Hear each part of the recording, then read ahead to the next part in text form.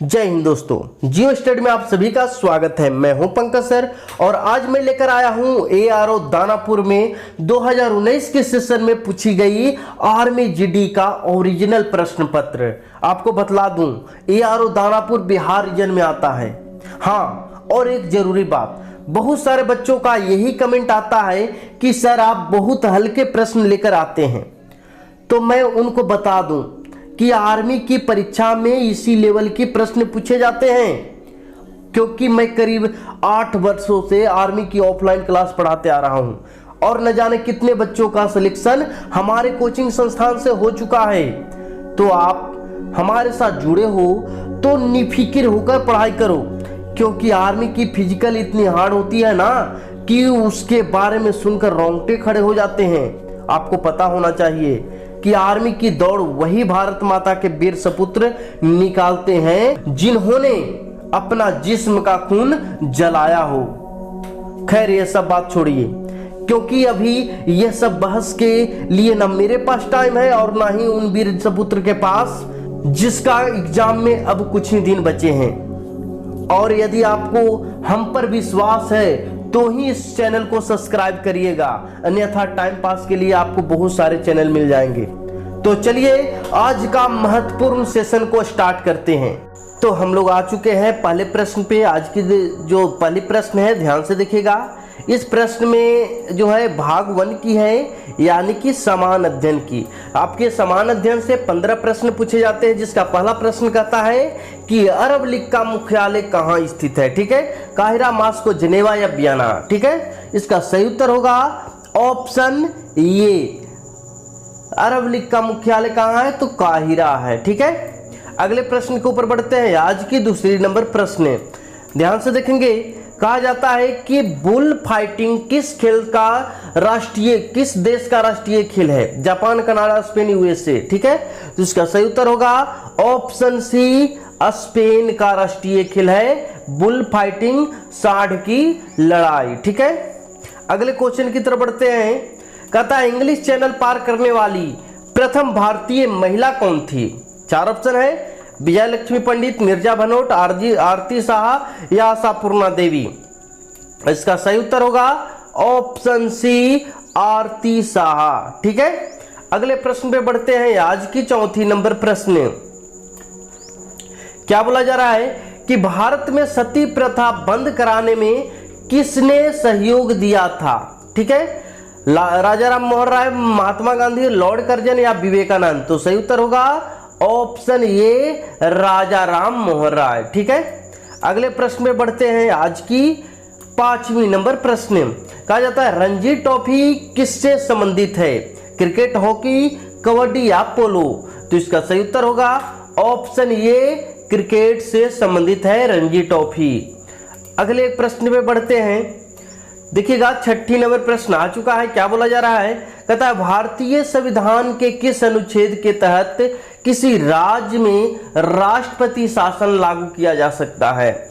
4 option है, सही उत्तर होगा इसका, तो सही उत्तर होगा ऑप्शन सी, 356वां अनुच्छेद। ठीक है, अगले क्वेश्चन की तरफ बढ़ते हैं।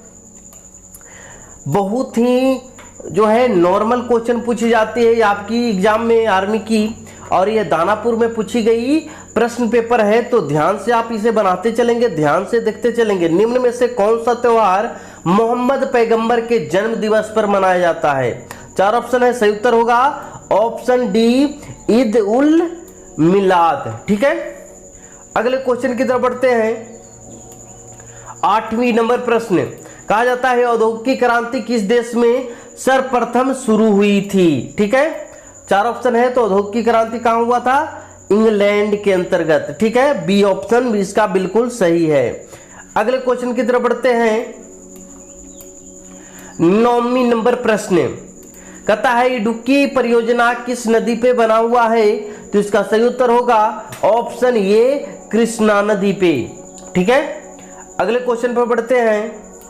देखिएगा, 10वीं नंबर प्रश्न, क्या बोला जा रहा है कि रविंद्रनाथ टैगोर रचित जन गण मन सर्वप्रथम किस वर्ष प्रकाशित हुआ था? ठीक है, 4 ऑप्शन है, आपको याद होगा तो अच्छी बात है, नहीं याद होगा तो बता देते हैं कि 1912 ईस्वी में जन गण मन जो है प्रकाशित हुआ था।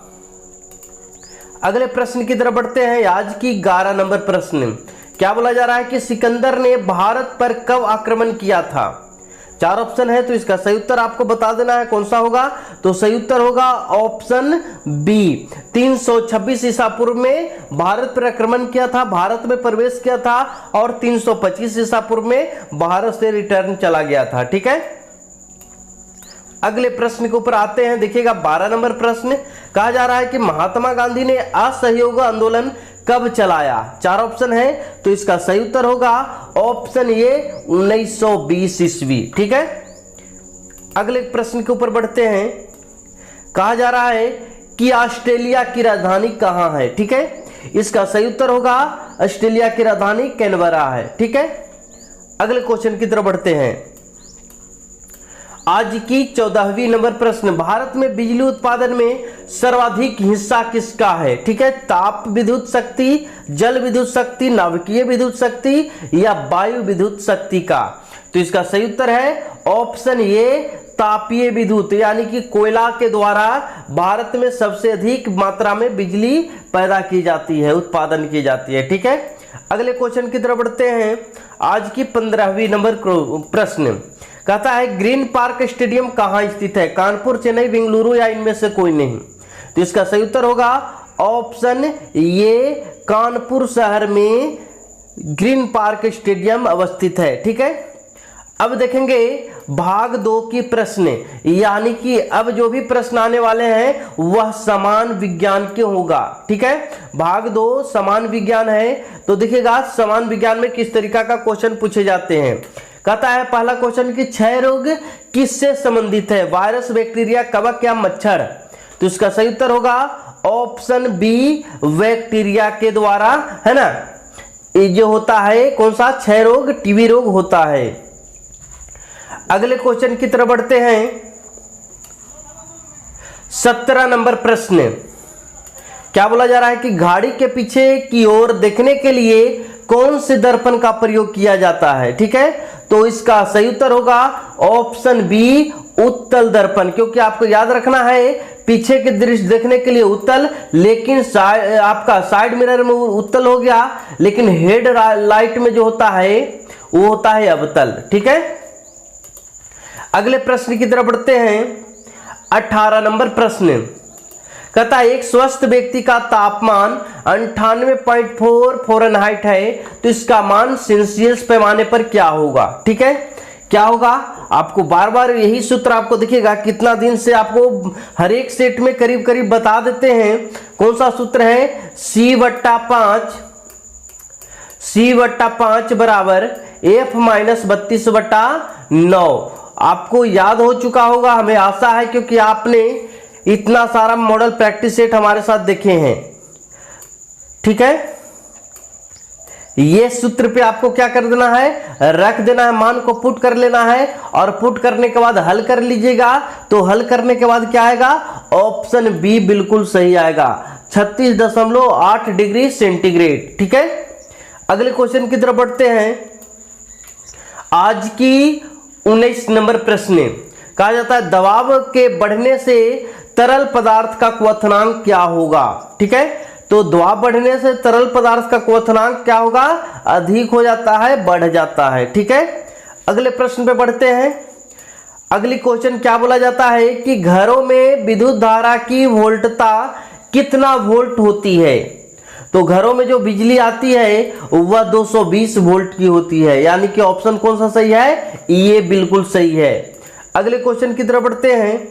21 नंबर प्रश्न, ध्यान रखिएगा, कहता है ध्वनि की तीव्रता का मात्रक क्या है? मात्रक आपको पता करना है, ऐसा यूनिट पता करना है। तो ध्वनि की तीव्रता, ध्वनि की गति की ऐसा मात्रक क्या होता है? तो ध्वनि मापा जाता है किसमें? डेसिबल में।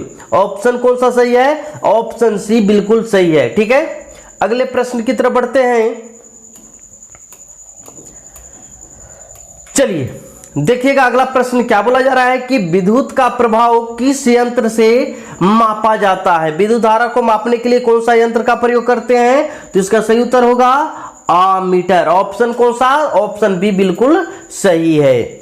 अगले प्रश्न की तरफ बढ़ते हैं। देखिएगा 23 नंबर प्रश्न क्या बोला जा रहा है कि परमाणु का रासायनिक गुण किस पर निर्भर करता है। ठीक है, तो इसका सही उत्तर होगा ऑप्शन बी, परमाणु क्रमांक के ऊपर निर्भर करता है, एटॉमिक नंबर के ऊपर निर्भर करता है। अगले प्रश्न की तरफ बढ़ते हैं। 24 नंबर प्रश्न क्या कहा जा रहा है कि गति के दर में परिवर्तन को क्या कहा जाता है। ठीक है, 4 ऑप्शन है, त्वरण, चाल, शक्ति और इनमें से कोई नहीं। तो सही उत्तर होगा ऑप्शन ए, त्वरण। ठीक है, अगले प्रश्न के ऊपर बढ़ते हैं। देखिएगा 25 नंबर प्रश्न क्या बोला जा रहा है कि टेलीस्कोप का आविष्कार किसने किया था, है ना। 4 ऑप्शन है, तो इसका सही उत्तर होगा टेलीस्कोप का जो निर्माण किया है वह किया है ऑप्शन सी, गैलीलियो ने। ठीक है, अगले क्वेश्चन की तरफ बढ़ते हैं, यानी कि 26 नंबर प्रश्न। ध्यान दीजिएगा, इस प्रश्न में क्या बोला जा रहा है, कहता है कि हार्मोन का उपयोग किया जाता है किस लिए।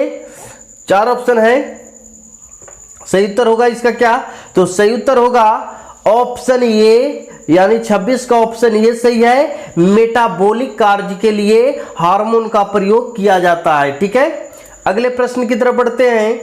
27 नंबर प्रश्न आपका स्क्रीन पे आ चुका है। क्या बोला जा रहा है कि यदि हीरा को जलते हुए चारकोल में डाल दिया जाए तो क्या बनता है। नया हीरा बन जाएगा, कार्बन डाइऑक्साइड बनेगा, या हीरा पिघल जाएगा, या परिवर्तित नहीं होगा, कुछ भी नहीं बनेगा। ठीक है, तो इसका सही उत्तर होगा क्या, तो इसका सही उत्तर होगा ऑप्शन बी, कार्बन डाइऑक्साइड उससे निकलना स्टार्ट हो जाएगा। ठीक है, अगले क्वेश्चन की तरफ बढ़ते हैं। आज की 28 नंबर प्रश्न देखिएगा, बहुत ही भयानक क्वेश्चन पूछा गया कि भिंडी का वनस्पति नाम क्या है। ठीक है, भिंडी का वनस्पति नाम आपको याद है तो अच्छी बात है, नहीं याद हो तो इसका आंसर कौन सा होगा, इसका आंसर होगा ऑप्शन बी। ठीक है, भिंडी का वनस्पति नाम जो है ऑप्शन बी बिल्कुल सही है। ठीक है, अगले प्रश्न के ऊपर बढ़ते हैं। आज की 29 नंबर प्रश्न क्या बोला जा रहा है इस प्रश्न में, कहता है मानव शरीर में सबसे कठोर हिस्सा कौन सा होता है। तो इसका कठोर हिस्सा कौन सा है, ऑप्शन बी बिल्कुल सही है, एनामिल। ठीक है, एनामिल जो होता है सबसे कठोर हिस्सा होता है मानव शरीर का। अगले क्वेश्चन की तरफ बढ़ते हैं। आज की 30 नंबर प्रश्न कहता है विटामिन सी की कमी से कौन सा रोग होता है, रिकेट्स, बेरीबेरी, स्कर्वी या नियोलिन। इसका सही उत्तर होगा ऑप्शन सी, विटामिन सी की कमी से स्कर्वी रोग होता है। ठीक है, ये थी सामान्य विज्ञान की क्वेश्चन। अब हम लोग जो आ चुके हैं सामान्य गणित यानी कि भाग 3 मैथ में, और मैथ की प्रश्न किस तरीका से पूछा गया है ध्यान से देखिएगा। आपको एक चीज और बतला दे, मैथ का जो प्रश्न है उसमें बहुत सारा प्रश्न जो है वह बोर्ड से पूछा हुआ है, लेकिन कुछ प्रश्न जो है वह हमारे द्वारा भी सेट किया हुआ है। ठीक है, तो चलिएगा देखते हैं आज की 31 नंबर प्रश्न। कहता एक पिता अपने पुत्र से 2 गुना बड़ा है। 20 वर्ष पहले पिता अपने पुत्र की आयु से 12 गुना बड़ा था, तो पिता की वर्तमान आयु आपको निकाल देना है। ठीक है, तो इस ऐसे प्रश्न बनाने के लिए क्या करते हैं, देखिएगा पिता है तो पिता लिख दीजिए, और पिता के साथ कौन है, पुत्र है तो पुत्र भी लिख दीजिए। ठीक है, ध्यान से देखते रहेंगे किस तरीका से बनता है। अब कहता है देखिएगा यहां पर एक पिता है एक पुत्र है, तो जाहिर सी कौन बड़ा होगा, पिता बड़ा होगा। बस इतना आपको कॉमन सेंस लगाना है कि पिता बड़ा होगा। पिता कितना गुना बड़ा है, 2 गुना बड़ा है, तो बेटा यदि x होगा तो पिता कितना हो जाएगा, 2x हो जाएगा। इससे 2 गुना बड़ा है तो 2x कर दिए। अब कहता है 20 वर्ष पहले, अब देख लो ये तो वर्तमान आयु हो गया, लेकिन 20 वर्ष पहले यानी क्या बैक में जाना है, तो बैक में जाने के लिए क्या करते हैं, माइनस कर देते हैं। तो 20 वर्ष माइनस कर दिए पिता में, और 20 वर्ष माइनस कर दीजिए किसमें, पुत्र में। आपको यहीं से आपका काम शुरू होता है, ध्यान से देखिएगा। ये 20 वर्ष माइनस कर दिए। अगला स्टेप क्या करना है कि हमें समीकरण निकालना है, और समीकरण निकालने के लिए दोनों को बराबर करना होगा। दोनों को क्या करना होगा, बराबर करना होगा। और आपको एक चीज और याद रखना क्या है कि यदि देखिएगा पिता और पुत्र को बराबर कर रहे हैं, लेकिन हकीकत में कौन बड़ा है, पिता बड़ा होगा पुत्र से, तो छोटा कौन है, पुत्र है। तो देखिएगा जिसमें जो बड़ा है उसको छोड़ देना है, जो छोटा है उसमें गुना कर देना है, क्योंकि दोनों को बराबर किए हैं तो इक्वल करने के लिए छोटा में हमेशा क्या कर देना है, गुना कर देना है। यानी कि यहां पर दिए हुए कितना गुना हो जा रहा है, पिता 12 गुना हो रहा है, तो हम पुत्र में क्या कर देंगे, 12 से गुना कर देंगे, तो क्या हो जाएगा, दोनों इक्वल हो जाएगा। अब इसे क्या करना है, सिंपल सा कैलकुलेशन कर लीजिए, आंसर आपका आ जाएगा। यानी कि ये तो ज्यों का त्यों रह जाएगा, है ना, 2x माइनस BC रह जाएगा, लेकिन ये क्या हो जाएगा, 12x हो जाएगा, गुना कर लेंगे तो, और क्या हो जाएगा, माइनस 12 दूना 24, 240 हो जाएगा। अब क्या करते हैं, इसे लेके आ जाते हैं वो साइड, तो ये देखिएगा आप प्लस में वो साइड जाएगा तो माइनस में हो जाएगा, तो 12 में से 2 गया, क्या हो जाएगा, 10x हो जाएगा ना, और क्या हो जाएगा, बराबर। अब देख लीजिएगा इसे ले गए इस तरफ, तो इसे ले लाएंगे इस तरफ, यानी कि ये माइनस में है, इस तरफ आएगा तो क्या हो जाएगा, प्लस में, और माइनस कर देना है 20, यानी कि घटाने के बाद क्या बच जाएगा, 220। ठीक है, यानी कि x बराबर क्या हो गया, 1 0 से 1 0 कट गया, x बराबर क्या बच गया, तो x बराबर 22 बच गया ना। यहां तक क्लियर है। x कौन है, तो x है पुत्र, तो पुत्र की आयु 22 वर्ष, लेकिन पिता की आयु निकालना है, तो पिता की वर्तमान आयु क्या हो जाएगा, 2x है, तो 22 दूना 44 वर्ष। ऑप्शन कौन सा सही हो रहा है, ऑप्शन सी बिल्कुल सही हो रहा है। ठीक है, आपको समझ में आ गया होगा। अगले प्रश्न की तरफ बढ़ते हैं, आज की 32 नंबर प्रश्न, ध्यान से देखिएगा। इस प्रश्न को कहता है कि एक निश्चित राशि 8% वार्षिक ब्याज की दर से 2 वर्ष में इतना रुपया हो जाता है। यानी कि ये क्या दिए हुए हैं, अमाउंट दिए हुए हैं, मिश्रधन दिए हुए हैं, तो राशि निकालना है। राशि का मतलब क्या होता है, मूलधन होता है, पी होता है, पी निकालना है। ठीक है, एक चीज आप यदि हमारा रेगुलर मॉडल प्रैक्टिस सेट देखते आते हैं तो आपको एक चीज अनुभव हुआ होगा कि चक्रवृद्धि ब्याज हो या साधारण ब्याज हो, बनाना बहुत आसान है। विदाउट सूत्र, बिना सूत्र को बताते हैं। कैसे बताते हैं, तो देखिएगा मूलधन जो होता है यानी पी का जो वैल्यू होता है वह कितना परसेंट होता है, कोई भी वस्तु अपने आप में 100% होता है, 100% होता है। अब देखिएगा आपको बताए थे साधारण ब्याज में सूद जो होता है, आपको जो साधारण ब्याज निकालना है, यानी कि सिंपल इंटरेस्ट जो निकालना है, एसआई निकालना है, वो क्या होता है, एसआई बराबर जो होता है वो दर जो दिया हुआ है और समय दिया हुआ है वो दोनों को गुना कर दीजिएगा, उतना ही परसेंट ब्याज होगा, उतना ही परसेंट सूद होगा। ठीक है, तो आज दूना क्या हो गया, 16% का आपको ब्याज बढ़ रहा है। ठीक है, यहां तक क्लियर है, यहां तक समझ में आ गई। और यदि आप यहां तक समझ जाते हैं तो बनाना बहुत ही आसान है। कैसे, क्योंकि ये अमाउंट दिया हुआ है, कितना दिए हुए हैं, 5800, लिख लिए 5800, लिख लिए। अगला स्टेप क्या करना है, 5800 जो दिया हुआ है वो परसेंटेज वैल्यू कितना का दिया हुआ है, तो ये अमाउंट है। इसमें अमाउंट में क्या क्या चीज शामिल होता है, तो मूलधन और ब्याज शामिल होता है। यानी 100% और 16% कितना हो गया, 116% का वैल्यू दिया हुआ है। ठीक है, और निकालना क्या है, मूलधन निकालना है, पी निकालना है। मूलधन कितना परसेंट होता है, 100% होता है। 100% का वैल्यू आपको निकालना है, निकाल दीजिए। ठीक है, इसे यदि आप काट लेंगे तो आपका उत्तर प्राप्त हो जाएगा। यानी क्या हो जाएगा, इसे काट लेते हैं कितना मर्तबे, तो 50 मर्तबे। ठीक है, 50 मर्तबे कट जा रहा है। अब क्या करते हैं, 50 गुना 100 कर लेंगे तो क्या कितना जीरो, 5 पर 3 जीरो हो जाएगा। 5 पर 3 जीरो कौन है, तो ऑप्शन ये है, यानी कि ये बिल्कुल आपका सही है। ठीक है, समझ में आ रहा होगा। अगले क्वेश्चन की तरफ बढ़ते हैं। आज की 33 नंबर प्रश्न, ध्यान से देखिएगा। कहा जाता है क्या है कि साइकिल के एक पहिए की त्रिज्या 42 सेंटीमीटर है, तो 400 चक्कर में कितनी मीटर जाएगी, दूरी निकाल देना है।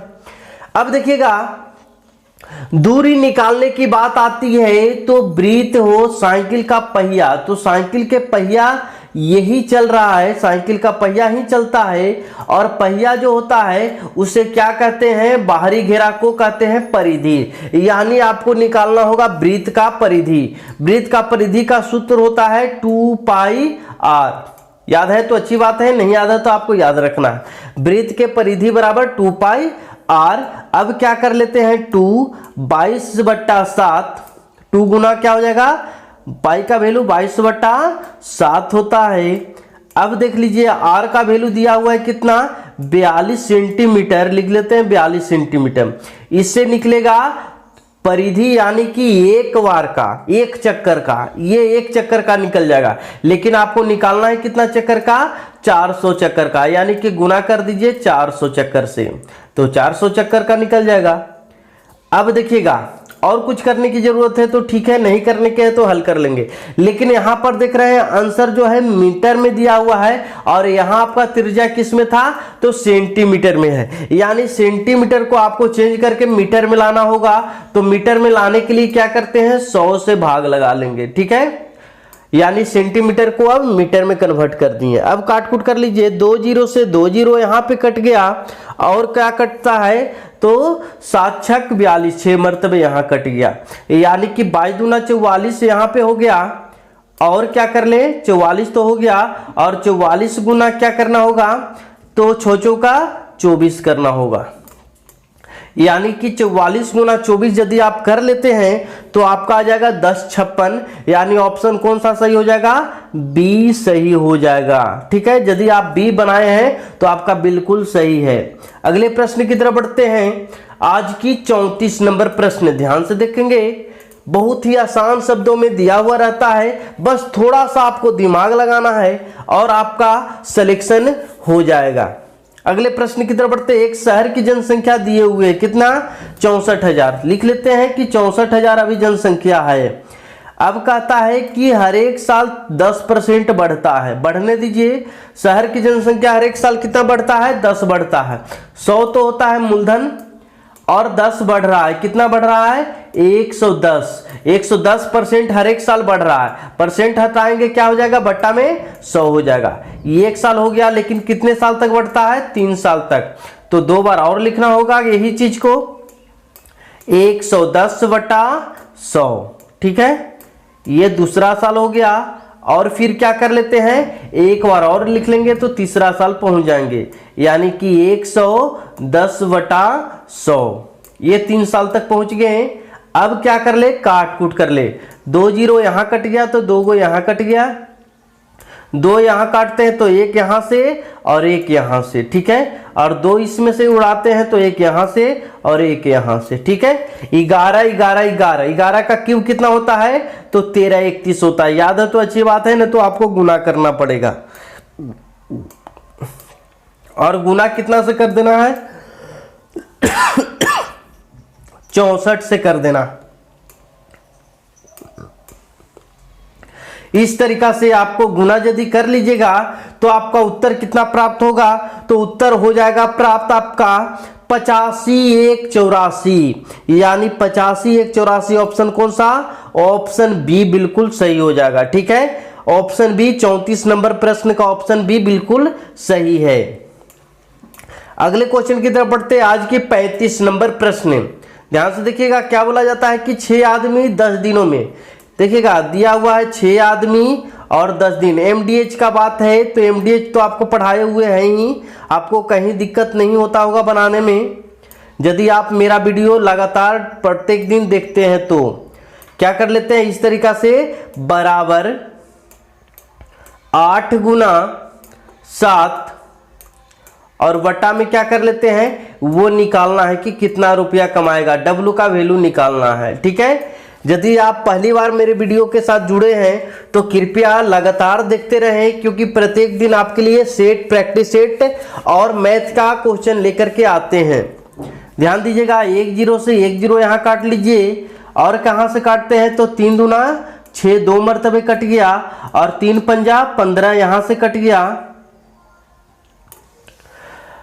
25 15। अब क्या कर लेते हैं, 4 दूना का 8 काट लीजिए यहाँ से, है ना। अब क्या कर लेते हैं, क्रॉस मल्टीप्लाई कर लेते हैं। सच्चों को 28 पचे 28 5 कितना होता है, 8 पचे 40 की 0 हाथ में रहा है 1, 8 पचे 40 हाथ में रहा 4 और 5 दूना 10 और 4 14, यानी कि 140 रुपया। ऑप्शन बी 35 नंबर प्रश्न का ऑप्शन बी बिल्कुल सही है। ठीक है, अगले प्रश्न के ऊपर बढ़ते हैं। आज की जो है 36 नंबर प्रश्न, ध्यान से देखिएगा।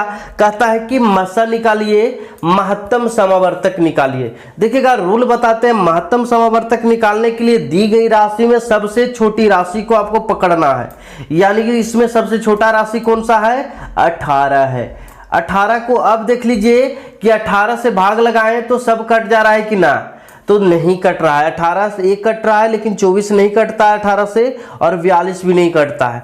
अब इससे छोटा वैसी राशि खोजे जो कि ये तीनों कट जाए। ठीक है, तो इससे छोटा कितना है, 6 को यदि रखते हैं, इस ऑप्शन में से ही देख करके रखेंगे। 10 से तो सब नहीं कटेगा, 8 से भी नहीं कट रहा है, 8 से 18 ही नहीं कटता है ना, तो इससे छोटा क्या हो रहा है, 6 हो रहा है। 6 से देखते हैं तो 18 भी कट रहा है, 24 भी कट रहा है और 42 भी कट रहा है। इसलिए कौन सा आंसर बन रहा है, 6 बन रहा है। ठीक है, समझ में आया होगा आपको। अगले प्रश्न की तरफ बढ़ते हैं।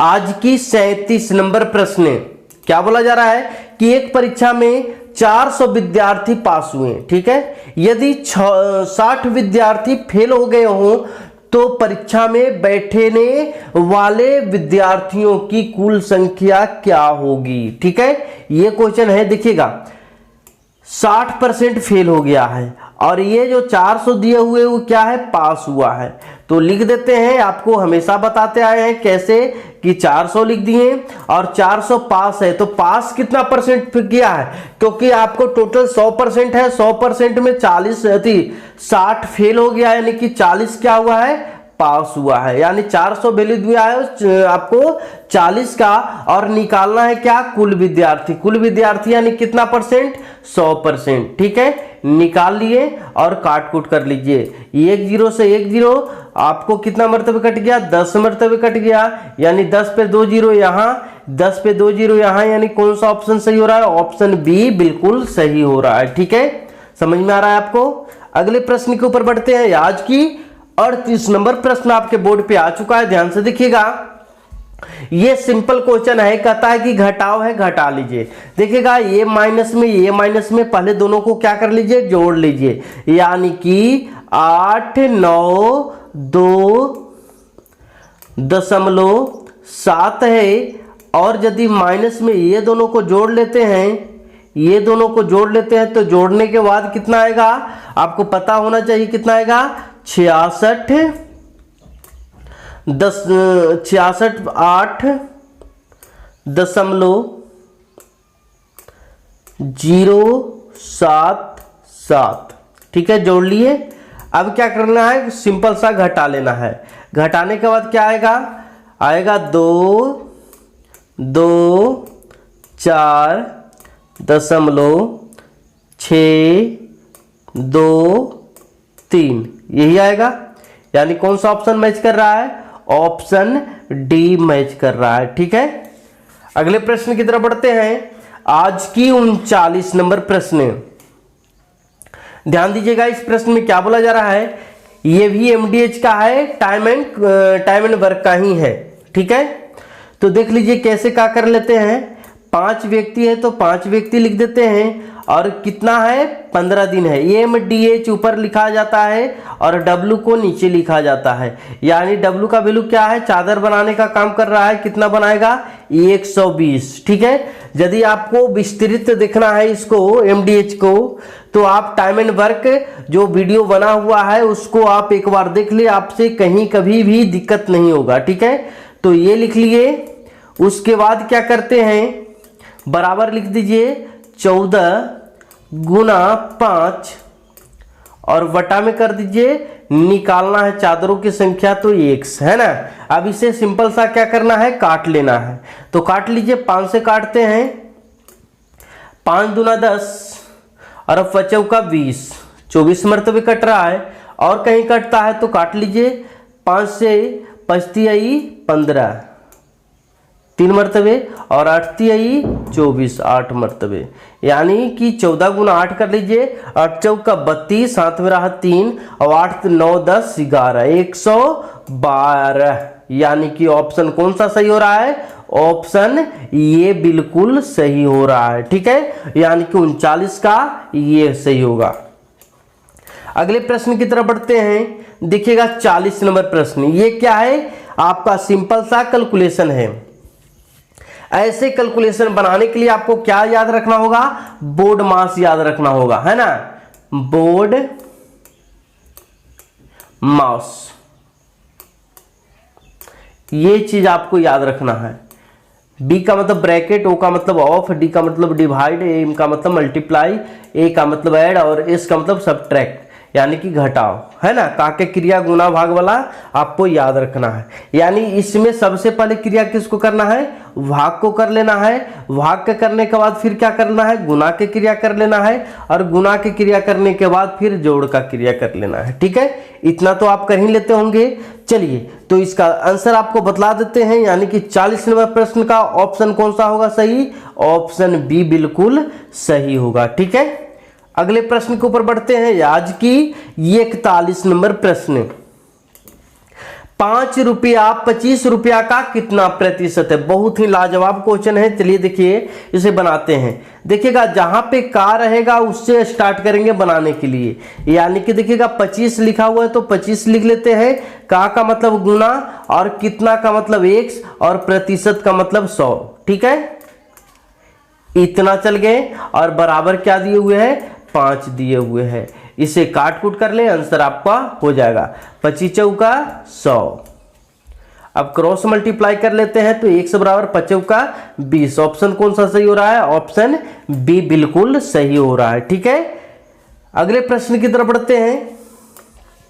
चलिए देखिएगा, 42 नंबर प्रश्न आ चुके हैं हम लोग। कहता है दो संख्याओं का लस्सा 36 है और मसा 6 दिया हुआ है। यदि एक संख्या 12 है तो दूसरी संख्या निकालिए। ये भी क्वेश्चन आपको प्रत्येक दिन सेट में लेकर के आते हैं आपके लिए। आपको पता होगा लसा गुने मसा बराबर पहली संख्या गुने दूसरी संख्या। ये चीज कर लेते हैं, यानी कि 12 तिहाई 36, है ना, यानी 34 18। ऑप्शन कौन सा सही हो गया? ऑप्शन बी बिल्कुल सही हो गया। हो गया ना, क्योंकि फॉर्मूला है लसा गुने मसा बराबर पहली संख्या गुने दूसरी संख्या। मान पुट करना है और बना देना है। ठीक है, अगले प्रश्न के ऊपर आ चुके हैं। 43 नंबर प्रश्न, क्या बोला जाता है? ए अनुपात बी बराबर दिया हुआ है मान, और बी अनुपात सी का भी मान दिया हुआ है, और सी अनुपात डी का भी मान दिया हुआ है।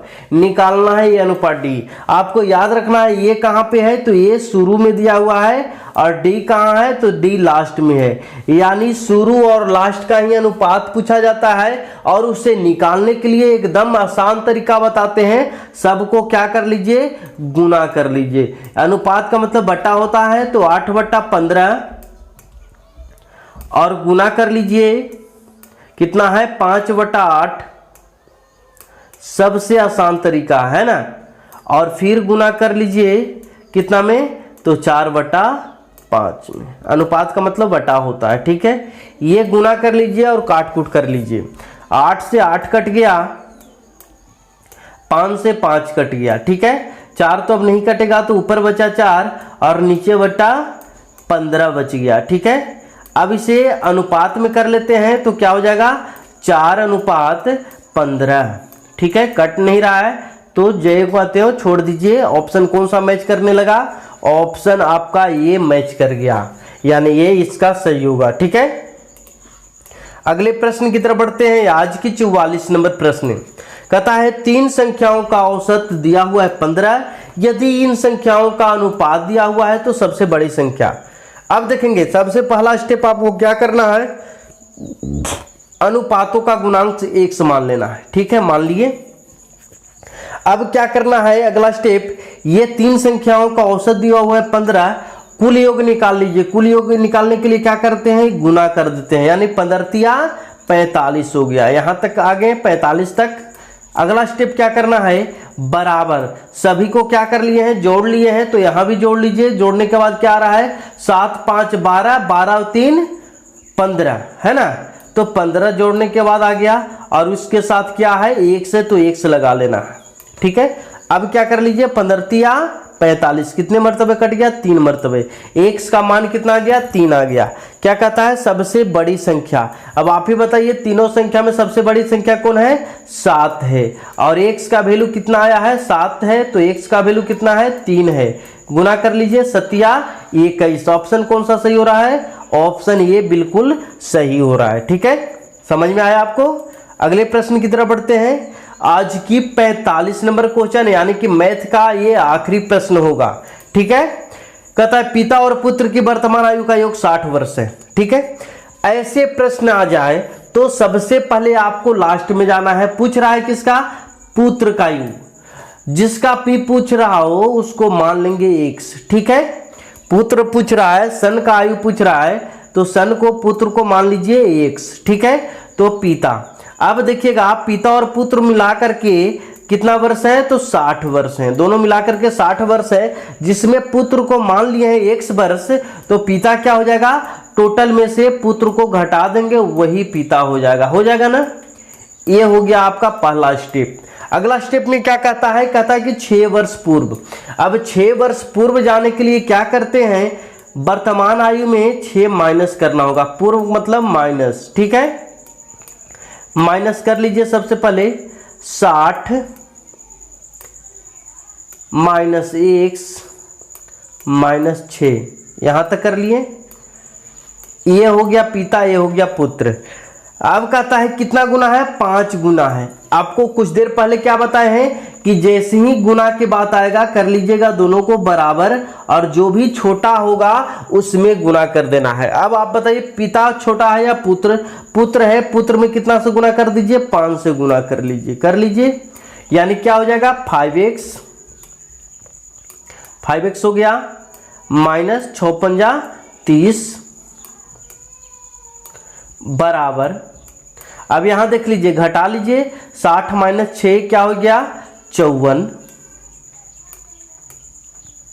माइनस x हो गया। अगला स्टेप क्या कर लेते हैं, जात के पास, यानी इसको उस साइड ले जाएंगे।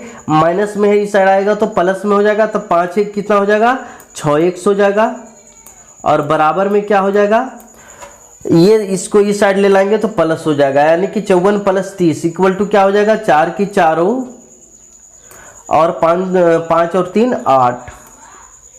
ठीक है, ये हो गया।